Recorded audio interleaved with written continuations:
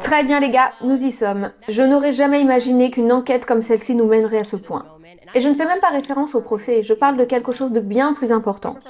Avant toute chose, je tiens à vous informer que cela a été annoncé il y a à peine 3 heures, l'annonce de l'effondrement du gouvernement français. Et oui, ça y est, le gouvernement français s'effondre à nouveau, vous pouvez le voir sur ce titre du New York Times. Le gouvernement français s'effondre à nouveau, aggravant la paralysie. Mais je ne veux pas que vous vous laissiez distraire par ça parce que je crois sincèrement que c'est un peu de la distraction tout ça. Pourquoi est-ce précisément tombé aujourd'hui? Je crois tout simplement qu'ils ne veulent pas que vous regardiez la saison 2 de Becoming Brigitte. Je crois personnellement qu'Emmanuel Macron cherche juste un moyen de s'en sortir et à la place ils disent non, il faut que les Français descendent dans la rue. J'espère vraiment qu'à ce point maintenant vous comprenez que ces décisions, tout comme le fait de savoir qui va être président et quand, ces décisions se prennent littéralement en conseil d'administration. Et si vous n'en êtes pas convaincu, alors j'espère que vous comprendrez ces choses d'ici la fin de cet épisode. Alors je vous souhaite la bienvenue sur la saison 2 de Becoming Brigitte. Il se passe beaucoup de choses les gars, beaucoup de choses. J'aimerais que vous me preniez au sérieux quand je vais vous dire cela. J'essaie pas de faire de la blague ou d'être drôle sur ce sujet.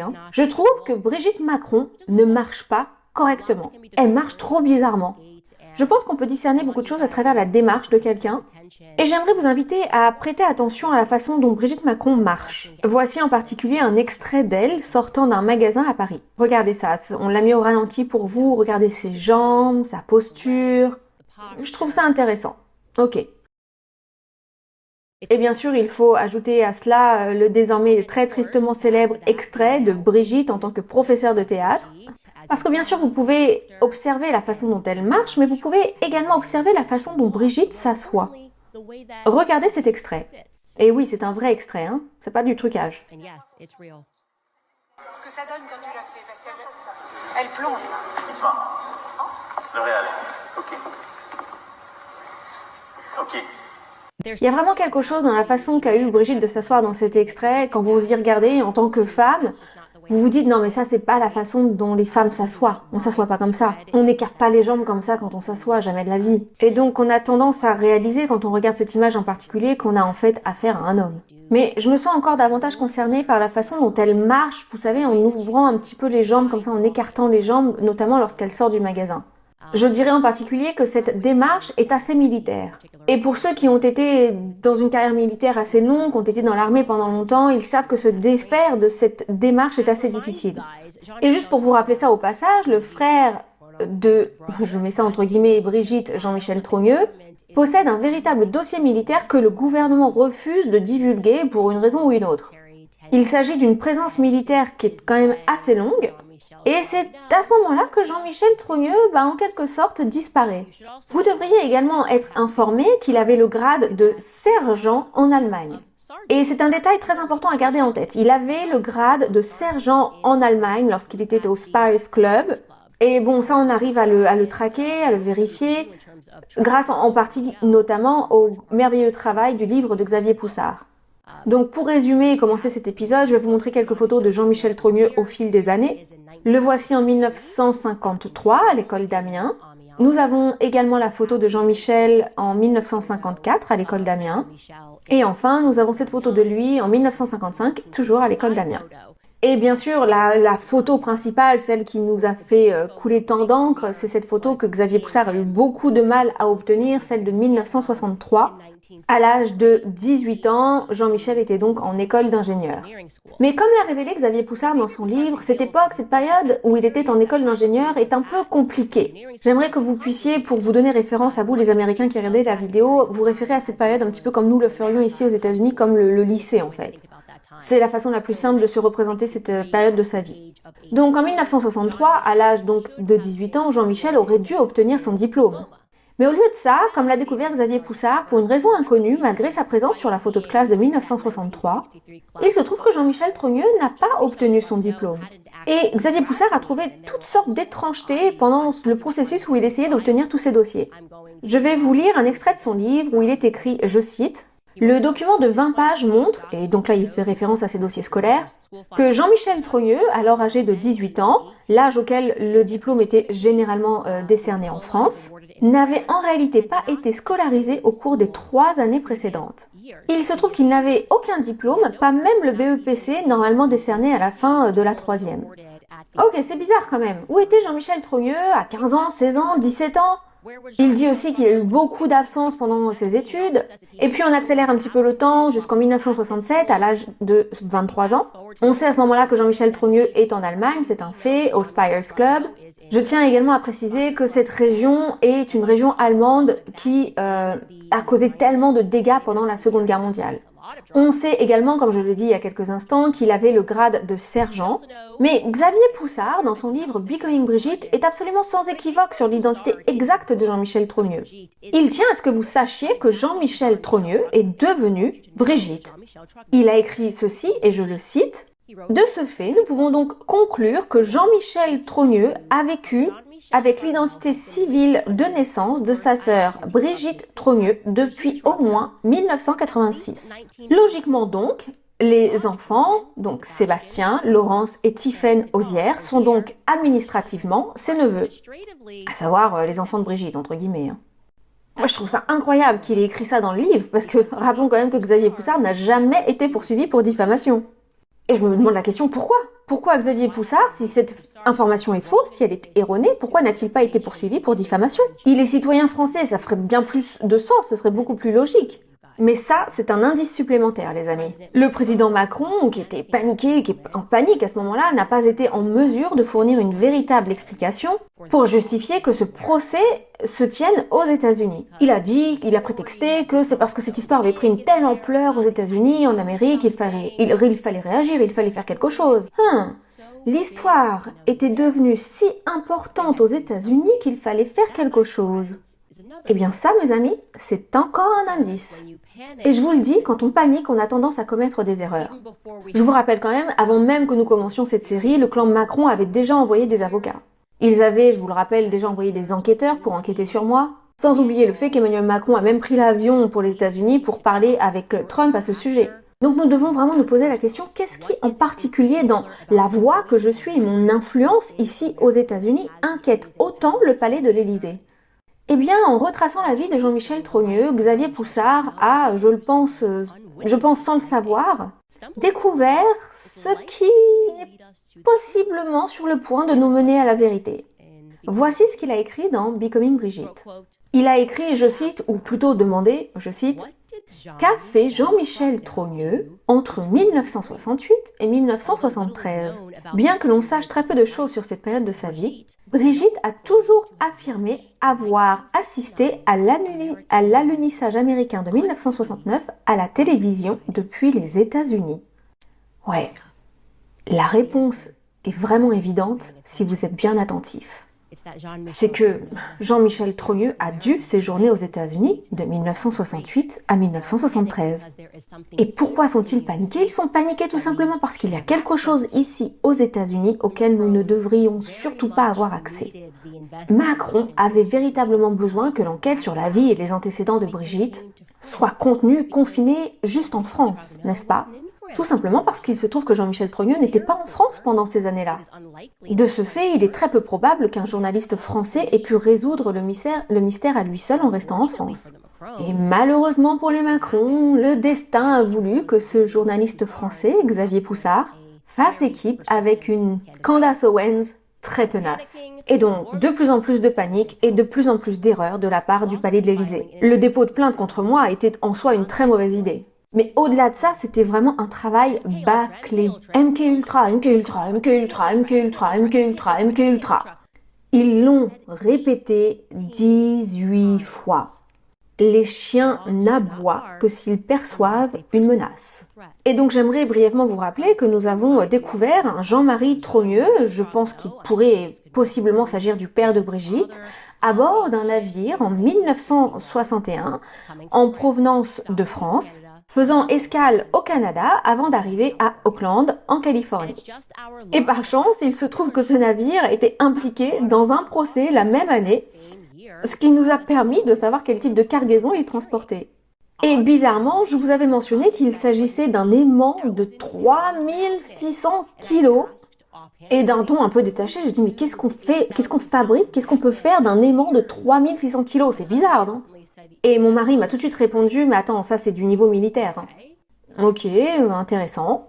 De plus, nous avons appris dans les épisodes précédents que le capitaine de ce navire s'appelait Guy Chauplin. Il était à bord, c'était lui le capitaine du navire, et pourtant nous n'avons trouvé aucune photo de lui, à part 2 malheureuses photos, dont l'une qui semble être finalement son empreinte officielle, hein, qui était dans le dossier des capitaines. On dirait vraiment un jeune adolescent, pardon, regardez là, c'est Guy Chauplin sur la photo. Tout ce qu'on a réussi à trouver, à déterminer à propos de ce Guy Chauplin, c'est qu'il est né en 1910 et qu'il est décédé en 1994. Ok, bon, personnellement, je trouve que quand tu regardes la photo, il a un peu la tête de trogneux, comme on regarde les oreilles un peu, hein. Mais bon, là, ce sont que mes spéculations personnelles, donc passons à autre chose. Ce qui n'est en revanche pas une spéculation, c'est que dans les années 1960, MK Ultra battait vraiment son plein en Californie. Et notre gouvernement était assez dérangé, je dirais même vraiment dérangé, par ce qu'ils essayaient de faire avec ce programme. Ils s'intéressaient spécifiquement, et ce n'est là qu'un seul des aspects de MK Ultra, à l'utilisation d'aimants. C'est pas une blague, hein, pour pirater nos cerveaux. Franchement, j'aimerais que ce soit une blague, mais honnêtement, sachez que parmi les nombreux projets qui utilisaient des aimants, l'un de ces projets s'appelait le sous-projet 119. En fait, le gouvernement voulait savoir s'il était possible de modifier nos ondes cérébrales en utilisant de gros aimants. Non mais je vous assure, je plaisante pas, hein. C'était vraiment l'époque de la psychologie dérangée, quoi. D'ailleurs, il n'y a jamais vraiment eu d'époque où la psychologie n'a pas été complètement dérangée, mais cette fois-ci, c'était vraiment spécial, hein. Ils avaient besoin de savoir s'ils pouvaient pirater, hacker et contrôler nos esprits. Et il se trouve que les électro-aimants étaient un élément vraiment essentiel du programme d'expérimentation MK Ultra.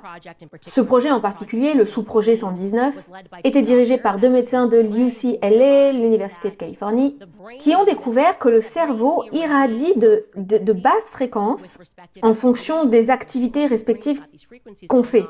Donc voilà, ils se sont dit, ah, le cerveau émet des fréquences en fonction de l'activité. Et donc ils se sont posé la question s'ils pourraient ensuite manipuler ces ondes cérébrales électromagnétiquement.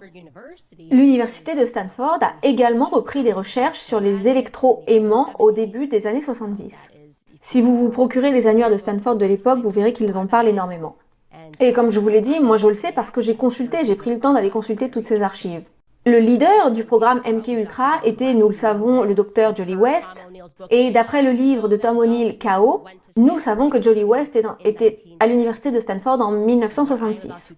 Et ce que je suis sur le point de vous raconter sur cette expérience carcérale de Stanford va vous choquer. Parce que bien sûr, vous me connaissez maintenant, je suis curieuse. J'ai dû envoyer quelqu'un de mon équipe là-bas pour accéder à ces dossiers. Et bien entendu, j'ai pris le soin de contacter moi-même l'un des prisonniers impliqués dans cette expérience. Mais d'abord, je voudrais commencer par vous donner un petit peu de contexte sur cette expérience. Nous le savons, les histoires les plus dramatiques concernant les récits de l'Holocauste n'ont commencé à se manifester que des décennies après que les événements se soient produits. Et au fil de l'évolution des récits, les gens ont commencé à se demander, mais devons-nous vraiment croire qu'il est possible que le mal ait pu s'emparer des gens à ce point, à cette époque-là? Les gens sont-ils intrinsèquement si mauvais de base que s'ils voient quelqu'un faire du mal, ils vont eux aussi faire du mal, comme ça a été le cas avec tous ces nazis? Il fallait qu'ils réussissent à justifier, notamment à travers le procès de Nuremberg, voilà. Tous ces gens qui ont commis des atrocités, il fallait l'expliquer. Et donc on se pose légitimement la question, est-il possible qu'une personne qui n'a jamais fait de mal à personne de toute sa vie puisse se transformer radicalement en un monstre? Existe-t-il un monstre silencieux, en quelque sorte, qui vive en chacun de nous? Ils ont essayé d'expliquer ces atrocités de cette façon. Eh bien, Philip Zimbardo, de l'université de Stanford, a entrepris de prouver que, dans un environnement propice, eh bien oui, très rapidement, des gens pouvaient commettre des actes indicibles s'ils voyaient tout le monde le faire autour d'eux. Si la direction au-dessus d'eux leur dit « Hey, il faut arracher l'œil de cette personne », eh bien ils le feront. D'ailleurs, presque instantanément, sans réfléchir. Ils ont expliqué qu'ils le faisaient parce que c'est tout simplement ancré en chacun de nous. Donc, ne remettez jamais en question les histoires que vous lisez. Et vous devriez également faire preuve de clémence et de compréhension quant à toutes les futures tortures militaires, tous les scandales qui sont sortis par la suite. Parce que c'est ce que l'être humain est, finalement. Les êtres humains sont des êtres sadiques. L'expérience de la prison de Stanford a été financée par l'Office naval des recherches navales des États-Unis. Et je vais tout simplement vous laisser écouter Philip Zimbardo, dans ses propres mots, expliquer comment cela a été mis en place. Écoutez bien. Notre objectif, en 1971, était d'étudier les conséquences comportementales et psychologiques de ces tortures. Devenir prisonnier ou gardien de prison. Pour ce faire, nous avons décidé de simuler un environnement carcéral, tant physiquement que mentalement, puis d'observer les effets de cette institution sur tous ceux qui y étaient enfermés. Nous avons donc utilisé le sous-sol du bâtiment de psychologie pour mettre en scène notre petite pièce de théâtre, qui était initialement prévue pour 2 semaines. Un ensemble de petits bureaux a été transformé en un environnement carcéral fonctionnel. Il comprenait 3 cellules, une salle de garde, le bureau du directeur, le bureau de mon surintendant et un placard utilisé si nécessaire pour l'isolement. Nous avons fait appel à des experts pénitentiaires pour nous aider à concevoir et à construire notre prison. Le plus important d'entre eux était Carlos Prescott, un ancien détenu récemment libéré après avoir purgé 17 ans de prison dans les prisons de Saint-Quentin et de Soledad. Nous avons publié une annonce dans le journal municipal pour trouver des participants qui seraient ouverts à une expérience étudiant les effets psychologiques de la vie en prison. Ils seraient rémunérés 15 $ par jour. Plus de 70 personnes ont postulé. Ils ont passé des entretiens diagnostiques et des tests psychologiques, afin bien sûr d'éliminer tous ceux présentant des signes d'anomalies psychologiques, des handicaps médicaux ou des antécédents criminels ou de consommation de drogue. 24 d'entre eux ont finalement été sélectionnés. C'étaient tous des hommes en bonne santé, normaux, intelligents, issus de la classe moyenne, issus d'universités de tous les États-Unis. Et d'un coup de pile ou face, chacun a été assigné au hasard pour jouer le rôle de prisonnier ou de gardien. C'est vraiment le hasard qui a déterminé qui était prisonnier ou gardien. Le hasard? La classe moyenne? Ok. Zimbardo lui-même qualifie l'expérience de drame, ou plutôt de drama, c'est-à-dire comme une expérience théâtrale en fait. En anglais, c'est un peu de drama, quoi. Donc rencontrons les prisonniers, faisons simplement connaissance avec ces acteurs parce que je pense que c'est pertinent. Vous allez voir, c'est très pertinent, soyez très attentifs. Donc passons en revue ces différentes personnes. D'abord, nous avons Doug Corpy, qui est donc diplômé de Stanford en 1989. Son père était franc-maçon, membre de la Sons in Retirement. Passons au suivant, c'est qui? Clay Ramsey. Ok, Clay Ramsey travaillait dans les marines, il travaillait sur un navire marchand. D'ailleurs, je tiens à vous dire que vous trouverez pas cette information-là en particulier dans le livre de Zimbardo, ni dans celui de Le Texier. C'est moi qui ai fait des recherches approfondies pour pouvoir découvrir tous ces faits factuels sur ces différents individus. Passons à la diapo suivante. Richard Yako, prisonnier 1037. Son père était Samuel Yako. Samuel Yako était dans la marine américaine. Il travaillait pour la NASA comme ingénieur. Richard produisait et réalisait des publicités pour la NASA. Ok, passons à la diapo suivante. Glenn Gee, qui est donc diplômé lui aussi de l'université de Stanford, il est le prisonnier 3401. Il a obtenu un diplôme dans la génie chimique 1 an avant l'expérience, et il avait également reçu ce diplôme de l'université de Stanford. Passons à la diapo suivante, nous avons ici Paul Baron. Il a travaillé pour Halliburton après avoir obtenu une maîtrise et un doctorat de l'université de Stanford. Son père, comme nous l'avons écrit ici, pourrait être Paul Baron, l'ingénieur électricien qui travaillait pour la Rand Corporation. Ensuite, nous avons Stewart Levin, qui a travaillé pour Halliburton Energy Services, ainsi que pour Standard Oil comme géophysicien. Il a lui aussi obtenu un diplôme de Stanford et un master en sciences. Nous avons ensuite Jim Roney, prisonnier 4325. Son père à lui, James Roney, est le capitaine de la base aéronavale de Moffett, également commandant du navire qui a récupéré Apollo 8. Son père était également ingénieur aéronautique et directeur des sciences et de l'ingénierie à l'Académie navale. Ok. Nous avons ensuite Jerry Chu, prisonnier 5486. Nous apprenons par Jerry Chu qu'il a séjourné au Canada avant l'expérience. Il est originaire de Pennsylvanie et a abandonné ses études. Et bien entendu, pour finir, le prisonnier qui nous intéresse tous ici, Thomas Williams. Thomas Williams était sans abri et il nous est raconté dans le livre de Le Texier qu'il était un étudiant de premier cycle qui vivait dans sa voiture avant l'expérience. Et vraiment, c'est tout ce que nous savons, donc ça m'a vraiment intéressée. On nous a, vous le savez, également informé que l'un de ces prisonniers était en réalité une taupe, ce qui signifie qu'il travaillait pour Philippe Zimbardo. Et donc nous comprenons en réalité qu'il jouait vraiment la comédie. Ce prisonnier n'était qu'un acteur qui faisait semblant. Et au plus profond de moi, j'avais vraiment cette impression quand nous avons commencé à en parler que ce prisonnier en particulier, il pourrait bien s'agir du sosie Jean-Michel Drogneux, le prisonnier 2093. Mais en réalité, nous n'avions vraiment qu'un seul indice sur cette taupe, qui nous a d'ailleurs été donné par l'un des prisonniers lui-même, Jonathan Mark. Enfin, je veux dire, l'un des gardes, Jonathan Mark, qui avait géré un flux sur Reddit. C'était en 2015, donc il y a déjà 10 ans. Il avait posté sur Reddit, je cite, « J'étais gardien dans l'expérience de Stanford, alors allez-y, posez-moi toutes vos questions. » Et voici ce qu'il a écrit dans ce message. Il nous informe que le prisonnier retiré de l'expérience pour cause de dépression nerveuse, donc nous avons vu ensemble qu'il s'agissait de Doug Corpy, était en fait le frère cadet d'un de mes amis. Mais je n'ai jamais plus eu de contact avec lui par la suite. Lorsqu'il a été retiré de l'expérience, il a été remplacé par un nouveau prisonnier. Il s'agissait d'un étudiant de 3e cycle travaillant avec Zimbardo, qui avait été placé dans l'expérience comme taupe pour découvrir les manigances des étudiants prisonniers.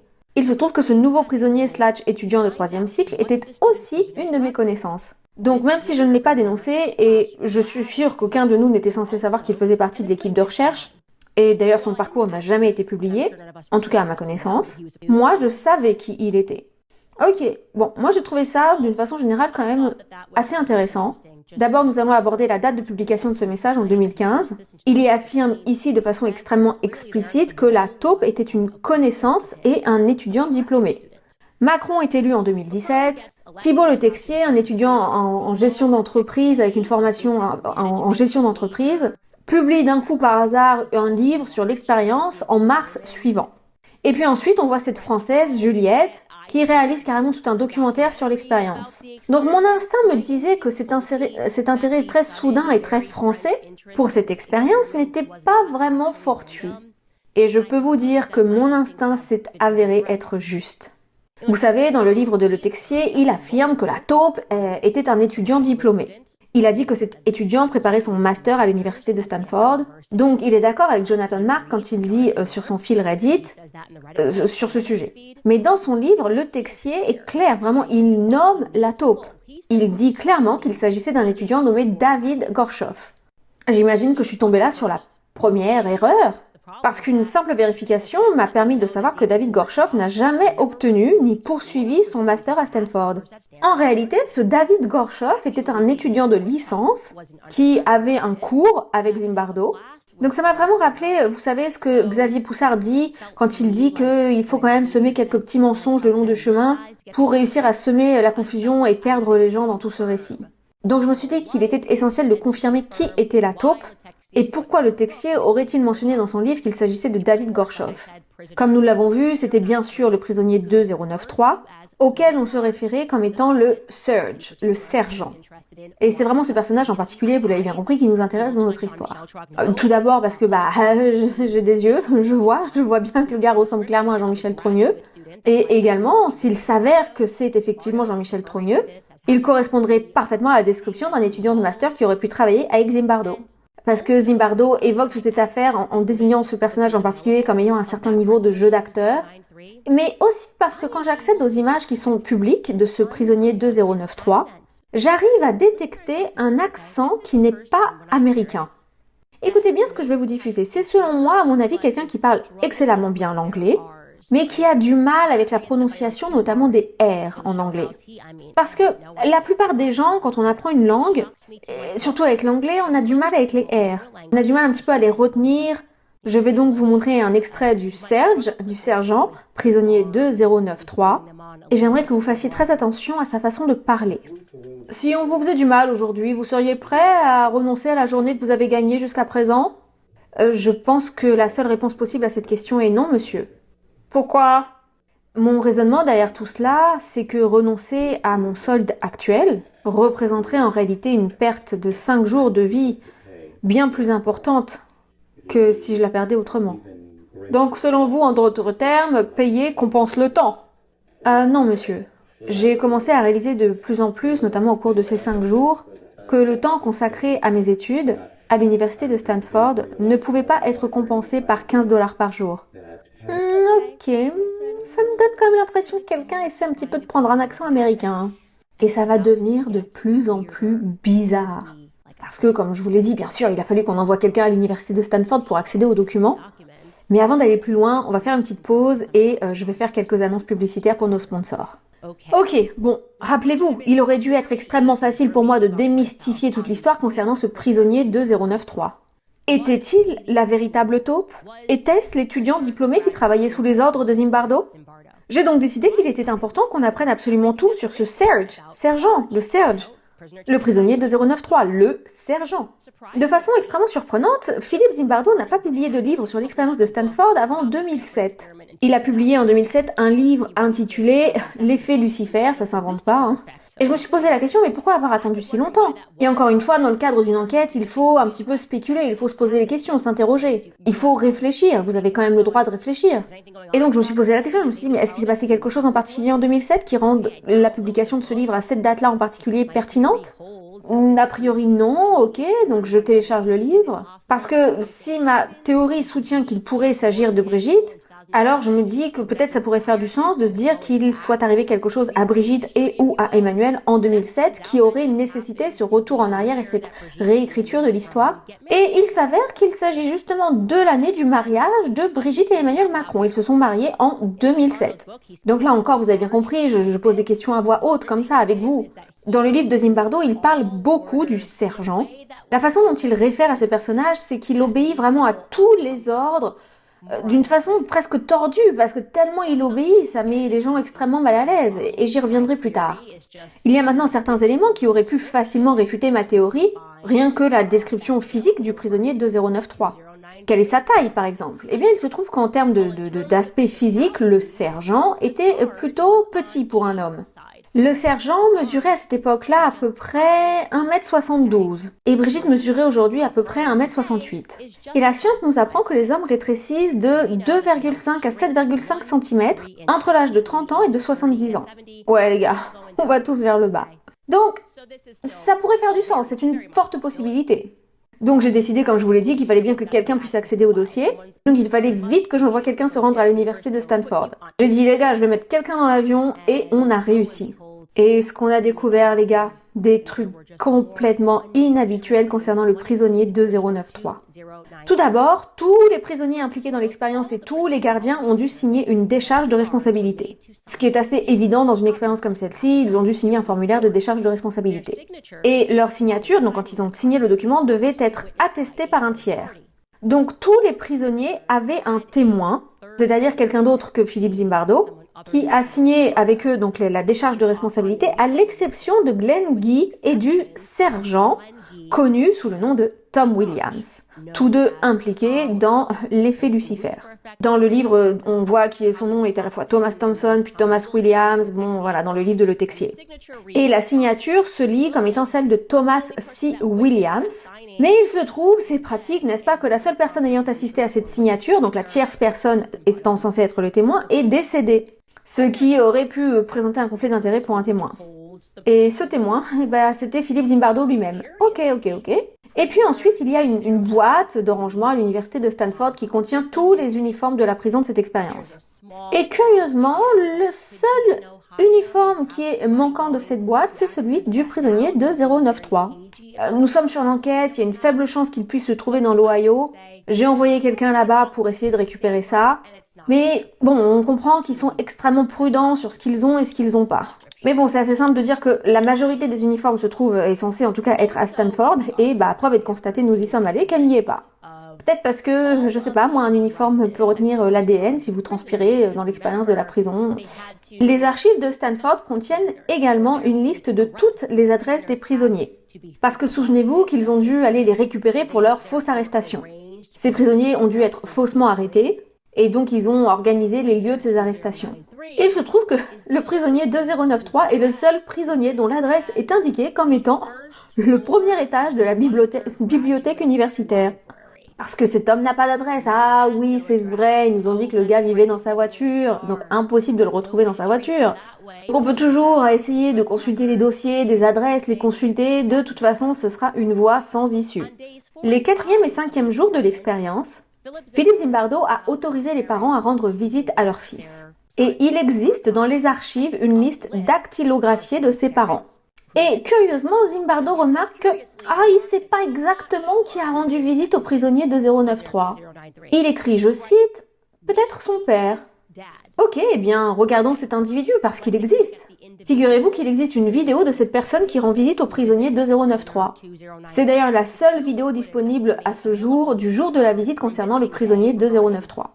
Regardez.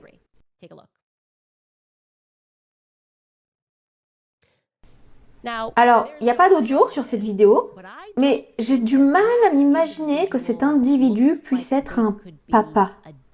Cette personne me donne quand même l'impression d'avoir le même âge, exactement le même âge que notre 2093, non? En tout cas, il a l'air plutôt jeune. Il existe également des archives numériques, une feuille dactylographiée. De toute évidence, elle a dû être dactylographiée des décennies plus tard, dans laquelle ils indiquent que 2093 a été visité par un certain Warren Ferras. Furas, pardon. Donc c'est Warren le prénom et son nom de famille Furas. F-U-R-A-S. On n'a aucune idée de qui il s'agit. On dirait même pas un vrai nom de famille. J'ai consulté toutes les archives possibles en ligne, je n'ai absolument trouvé aucune personne du nom de Furas. Donc encore une piste assez mystérieuse. Et bien sûr, le plus important, c'est de passer en revue tous ces communiqués de presse, qui incluaient, comme je l'ai dit, tous les gardes et tous les prisonniers. Il se trouve aucun David Gorchov n'a signé de décharge. Mais attendez, moi on m'a dit que David c'était la taupe. J'imagine que si c'était le cas, vous lui auriez fait signer une de ses décharges à ce David. Ces images, tout cela, toutes ces informations ont été diffusées aux médias. Donc c'est à ce moment-là que mon producteur, Skyler, a contacté Jonathan Mark, donc ce garde qui avait fait ce post sur Reddit en disant « Demandez-moi tout ce que vous voulez », parce qu'il nous avait dit qu'il les connaissait tous, il connaissait tous les participants à l'expérience. Donc le moyen le plus simple de me disculper, parce que c'est quelque chose que je voulais arriver à faire assez rapidement, c'était de lui faire dire « Bah oui, c'était David Gorchov, je le connais ce gars ». Donc miraculeusement, nous avons réussi à prendre contact avec Jonathan Marks. Et il a même dit qu'il était très ravi de m'avoir au téléphone le lendemain matin, même s'il était en Asie à ce moment-là. Donc à notre heure ici aux États-Unis, c'était la nuit, nous l'avons eu au téléphone vers 22h. Et la conversation que j'ai eue avec Jonathan Mark était plutôt vraiment détaillée, il était extrêmement descriptif. Il a pointé du doigt toutes les failles dans l'expérience de Zimbardo, il m'a dit qu'il avait trouvé que Le Texier avait fait un excellent livre. Et moi je lui ai dit, pour moi j'ai plutôt l'impression que Le Texier, il a omis de mentionner quand même des énormes conflits d'intérêts. Parce que il y a quand même beaucoup de ces personnes qui avaient des liens avec l'armée, et c'est précisément l'armée qui finançait l'expérience. Et ensuite, j'ai commencé à lui poser des questions, évidemment, sur cette taupe. Je l'ai interrogé sur ce post qu'il avait fait sur Reddit il y a 10 ans. Et là, j'ai commencé à sentir un truc un peu bizarre, j'ai eu des doutes. Il nous a dit qu'il pensait que la taupe s'était mariée à une fille qu'un de ses amis du lycée fréquentait. Mais ensuite, il a fini par nous dire que vraiment, il avait pas tellement de souvenirs sur cette fameuse taupe de l'expérience. Il nous a dit qu'il se souvenait même pas de son nom. Il nous a dit, ouais, c'était peut-être David Gorchov, mais franchement, j'en sais rien, je suis pas sûre. Donc, je vous avoue que j'étais pas hyper satisfaite de l'échange que j'avais avec lui. Alors, je me suis posé la question, mais pourquoi ce Jonathan Mark, le garde, avait-il soudainement fait ce post en mars 2015? On parle quand même d'un truc 45 ans après l'expérience initiale. Et d'un coup, ce type sort de nulle part, il fait ce post sur Reddit pour dire « Demandez-moi tout ce que vous voulez pour parler de cette expérience ». Donc, je suis désolée, je me pose la question à nouveau, je réfléchis à haute voix avec vous et je me dis est-ce que peut-être il s'est passé quelque chose d'important dans la vie d'Emmanuel Macron et de Brigitte à ce moment-là, en 2015? Et les gars, je vous mens pas. En mars 2015, la semaine même où ce post a été posté sur Reddit, c'est la première fois où Emmanuel Macron est officiellement présenté au public français. Vous pouvez même le voir sur sa page Wikipédia. Franchement, je peux pas inventer ça, hein. Il est écrit, Emmanuel Macron s'est fait connaître au public français après son apparition dans l'émission des Paroles et des Actes en mars 2015. Ok, bon, une coïncidence de plus, hein. Continuons. Moi, je me suis dit, on va pas s'arrêter là, il faut continuer, il faut essayer. Donc, j'ai dit à Skyler, essaie de le contacter de nouveau avec une photo très nette de David Gorchov. Photo que j'avais d'ailleurs réussi à retrouver entre-temps. Quelqu'un qui le décrivait comme étant une connaissance. Il était censé être ce type, c'est censé être la taupe. Donc, demande-lui simplement, en lui montrant la photo, si la photo de cet homme en particulier, vraiment une question claire, si cet homme est la taupe dont il se souvient de l'expérience. Et il nous a répondu que il savait pas, il se souvient pas, il est pas sûr. Donc, c'est encore une impasse pour nous. Donc, à ce point de notre investigation, je voulais examiner d'un peu plus près le langage du prisonnier 2093, parce que même en maîtrisant une langue, c'est difficile de maîtriser la façon dont vous allez l'exprimer. Je sais pas si vous voyez ce que je veux dire. Vous voyez, il y a de l'argot, il y a le dialecte, il y a des phrases qui sont propres uniquement à la culture du pays. Il y a une certaine élégance, une certaine aisance dans la langue, la façon dont vous formulez les phrases et dont vous utilisez plutôt un mot plutôt qu'un autre. Donc, il est quand même facile de repérer si c'est sa langue natale ou pas. Parfois, souvent, quand c'est un étranger qui maîtrise une langue, c'est presque un peu trop parfait, parce que de toute évidence, quand on apprend une langue, on va l'apprendre correctement, on va pas apprendre l'argot directement. Donc on a décidé de regarder la transcription. On ne peut pas l'entendre parler, on n'entend pas les mots, mais on a la transcription officielle, qui est d'ailleurs disponible sur le site web des archives de Stanford du fameux sergent. C'est son entretien de sortie dans lequel on l'interroge sur son obéissance, son comportement, le fait qu'il obéissait si bien aux ordres. On souligne qu'il a fait tout ce qu'il était censé faire, qu'il adorait suivre les ordres. Et nous allons donc lire cette transcription. Voici ce que le prisonnier 2093 a dit. Voici ce qu'il a dit. On pourrait dire que je jouais mon meilleur rôle, parce que je crois que la vie est vraiment... En fait, tout dépend du rôle que l'on joue. Dans presque toutes les situations dans lesquelles j'ai été, je peux la décrire en me basant sur le rôle que je joue. Et être en prison, devoir suivre toutes ces règles, était l'une des premières opportunités où j'ai pu jouer ce rôle basique. Ou tout de moins, autant que je puisse le comprendre, le rôle socle de base sur lequel reposent les autres rôles. Et je ne peux décrire le soi autrement qu'à travers un rôle. Je crois que la chose la plus importante, ce sont les résultats et non pas les tentatives. Donc la personne revient vers lui et lui dit « Mais je comprends pas très bien ce que vous voulez dire. » Donc 2093 continue en disant « Ce que je veux dire, c'est que je suis capable de changer pour presque n'importe quel rôle. En tout cas, n'importe quel rôle sur lequel le rôle de base puisse être construit dans le but d'accomplir ce que le rôle basique voudrait accomplir. Ne pourrait pas parvenir à accomplir de lui-même. C'est de l'acting. » Donc on lui répond « Ah ok, d'accord. » Et donc il lui demande « Mais imaginez que la sélection aléatoire vous est désignée comme garde. Comment pensez-vous que vous auriez pu accéder à ce rôle de garde ?» 2093 répond « Je pense que j'aurais pu faire un bon garde. Je pense que j'aurais pu accéder à ce rôle en étant satisfait des normes posées par quelqu'un d'autre. Je ne sais pas. C'est bizarre. S'il te plaît, on peut tous reconnaître quand même que c'est trop bizarre, cette réponse. Une conversation de routine qui se résume à quoi? C'est bizarre. Il parle de soi en disant, au lieu de dire moi, il dit le soi. C'est pas du tout comme ça qu'un Américain natif parle. Hein. Et c'est clairement pas comme ça qu'un étudiant qui vit dans sa voiture, à une époque où, on le savait, la LSD était répandue partout parce que la Californie avait bien joué son rôle de répandre cette drogue partout. La génération hippie, ouais mec, c'est cool, hein. Et on a ce gars qui débarque et qui commence à parler du rôle de soi, du soi et tout ça. Non. Ce langage est trop parfait. C'est trop bizarre. Il a ce détachement de lui-même, dit qu'il peut jouer, rentrer dans la peau de n'importe quel rôle. J'ai vraiment l'impression qu'on se moque de nous. Hein.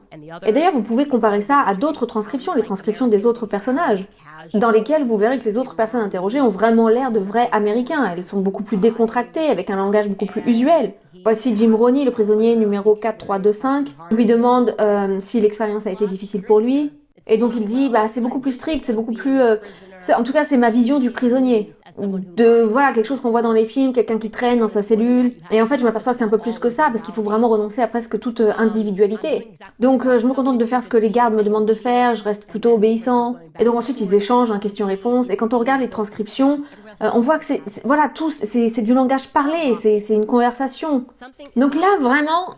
Je me sens ferrée à quelque chose. Clairement, une anomalie avec ce prisonnier 2093. Je ne sais pas vraiment, mais je sais. Vous savez? Et je blague pas quand je vous dis que j'ai même dû me mettre en prière à ce sujet, parce que spirituellement parlant, je sentais que quelque chose d'extrêmement diabolique était derrière tout ça. Et je vais être très claire avec vous, toute cette histoire, on est vraiment dans le temps de Dieu, le temps de la révélation. Parce qu'en ce moment, bien sûr, ce qui coïncide avec tout ça, et c'est ce que nous étudions, d'ailleurs nous lisons dans mon club de lecture à propos de Sigmund Freud, et nous sommes sur ce livre en particulier, L'assaut contre la vérité. Nous lisons l'histoire de Sigmund Freud, les abus sexuels fréquents, sur les enfants qui se produisaient à Paris en particulier, comment il manipulait ces enfants. Il travaillait sous Charcot à Paris, et ensuite il renverse complètement le narratif en disant mais non, les enfants, c'est normal qu'un enfant soit attiré sexuellement par ses parents.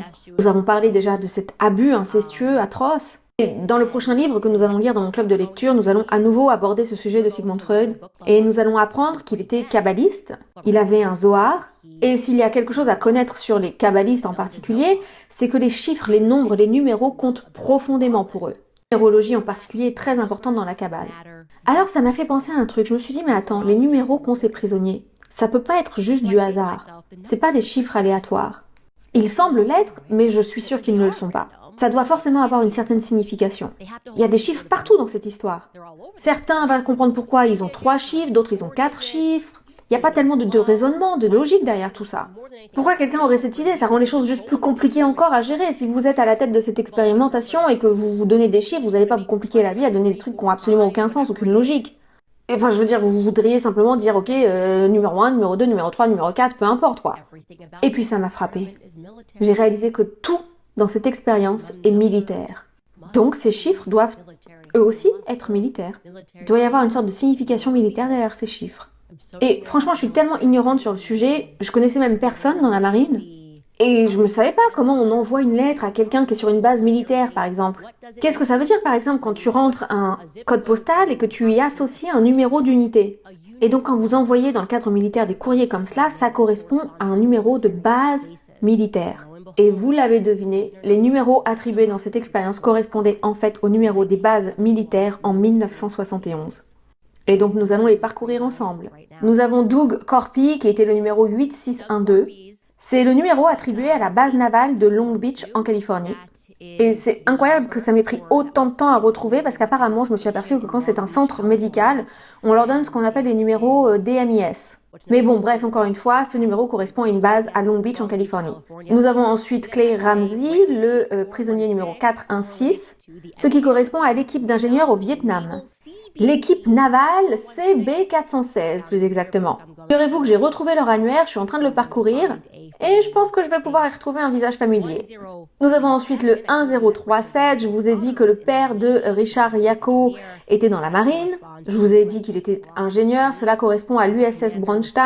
Le commandant était Stanley Thomas, qui dirigeait l'ingénierie du poste de pilotage Hughes. Nous avons Glenn Glee, 3401, qui correspond à l'USS Darter. Et Darter, en 1971, a été transféré à San Diego pour, cette même année, soutenir les opérations de la 7e flotte. Paul Baran, 5704, c'est ce qui regroupe les forces armées d'Europe et du Canada et du Moyen-Orient. Donc avec le code postal 5074. Ou plutôt 7504, Candace s'est trompée. Whit Hubble, sur lui, on n'a rien pu trouver, c'était donc le numéro 7258. J'espère que quelqu'un pourra nous renseigner. Hein. Nous avons même eu pas mal de difficultés à établir qui est sa famille, s'il est peut-être lié au télescope Hubble. Donc en ce qui concerne cette personne-là en particulier, nous n'avons que des points d'interrogation. Stuart Levin, 819, c'était le poste naval en 1971 en Espagne. Ils ont envoyé l'équipe d'ingénierie MC4, qui sont arrivés là-bas en juillet. Nous avons Jim Roney, 4325, ce qui correspond au camp Pendleton. Pardonnez-moi, est-ce que je lis ça bien? L'aérodrome fédéral de Moffett. Oui, c'est ça, Mountain View, Californie, désolé. Où est basé le 7e groupe d'opérations psychologiques de la réserve de l'armée. Nous avons également Jerry Shue, également camp Pendleton en Californie. Et c'est également une base navale en Californie, bien sûr. Et ensuite, le dernier mais non des moindres, et s'il vous plaît ne montrez pas tout de suite la slide suivante parce que je veux vraiment m'exprimer là face caméra, nous avons Tom Williams, le prisonnier de 093. Et c'est également une base navale. Les gars, j'ai trouvé la correspondance. J'ai trouvé une correspondance avec une base navale à laquelle, ou plutôt une unité navale à laquelle cela correspond.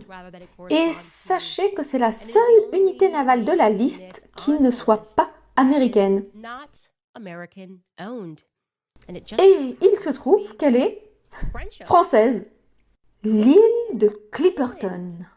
Qui savait qu'il y avait une base navale sur l'île de Clipperton? Franchement, la première chose qui me vient à l'esprit, c'est quoi cette île de Clipperton? Est-ce que c'est juste moi? Donc j'interroge mon mari, il me dit que non, lui non plus n'a jamais entendu parler de cette île de Clipperton, et c'est dingue parce que mon mari est vraiment le roi de la géographie. Et Xavier Poussard, je l'ai interrogé, il me dit que non, lui non plus n'a jamais entendu parler de l'île de Clipperton. Donc, laissez-moi vous montrer cette île dont personne ne semble jamais avoir entendu parler, qui a quand même une base navale et une présence militaire. C'est une île française. Donc regardez ça sur la carte. Ouais, allons-y, nous y sommes, Clipperton. Mais qu'est-ce qui peut bien se trafiquer sur l'île de Clipperton? Ouais, c'est incroyable, hein. La seule île française, me semble-t-il, dans le Pacifique supérieur, le Pacifique Nord. Je crois que c'est ça, si vous pouvez me corriger si j'ai tort. Donc vraiment, je me pose la question, mais qu'est-ce qui peut bien se trafiquer sur l'île de Clipperton? Personne ne le sait. Les gens se posent des questions et le moins qu'on puisse dire, c'est que on y trouve une histoire plutôt sanglante. Et je crois même que si vous cliquez et que vous voyez le détail du lien sur lequel qu'on vient d'afficher à l'écran, vous verrez qu'il est écrit qu'il se passe beaucoup de choses étranges. Ils disent que c'est une île où il y a beaucoup de folklore. Je me demande, mais quel genre de folklore? Pourquoi la France est-elle sur Clipperton Island? Donc maintenant, croyez-moi que je suis vraiment convaincue que le prisonnier 2093 est suspect. Et donc Skylar m'a dit, mais attends, on n'a qu'à juste qu'à envoyer un message à Jonathan Mark. Le gars est plutôt ouvert, communicatif. Posons-lui directement des questions sur le prisonnier 2093, non? Et franchement, je sais même pas pourquoi on l'a pas fait depuis le début. Parce que, à en croire le livre de Zimbardo, le personnage du sergent était quand même un personnage extrêmement important dans toute cette expérience. Tous les détenus le détestaient littéralement, ils lui avaient pour cause donné ce nom du sergent, parce que le gars était tellement obéissant, tellement militant, tellement militaire dans sa tête, hein.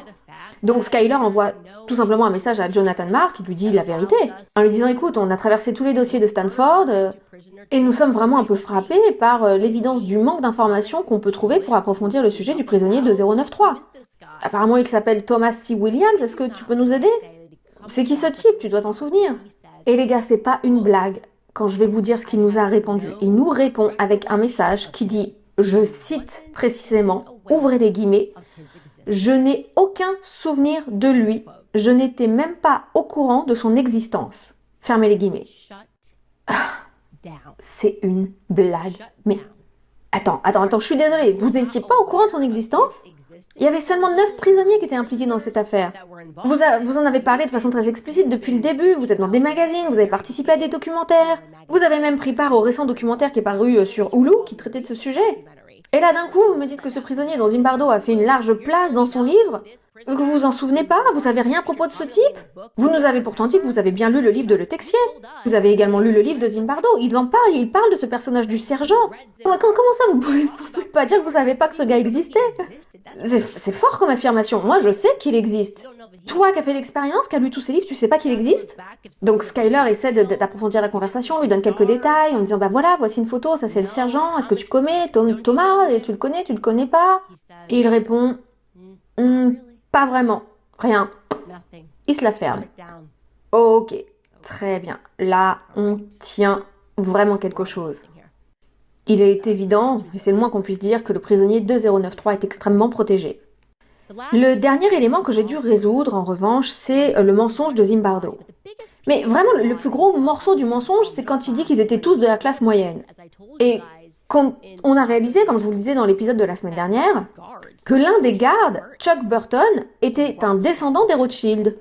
Attends, des enfants de la classe moyenne? Non, oh, d'un Rothschild, mon gars. Non, ton grand-père qui dirige quand même Sears. La famille Herstat. Genre la banque Herstat. Qu'est-ce que vous nous racontez? C'est quand même bizarre que tu essaies de faire passer un pauvre gamin qui voyageait avec un sac à dos et qui avait besoin de se faire 15 $ par jour. Et donc, si j'ai raison et qu'il s'agit effectivement de Jean-Michel Trogneux, ça signifie donc qu'au moins 2 enfants agents de Rothschild étaient impliqués dans cette expérience, en tout cas avaient des liens avec les Rothschild, à savoir Chuck Burton et Jean-Michel Trogneux. Mais pourquoi?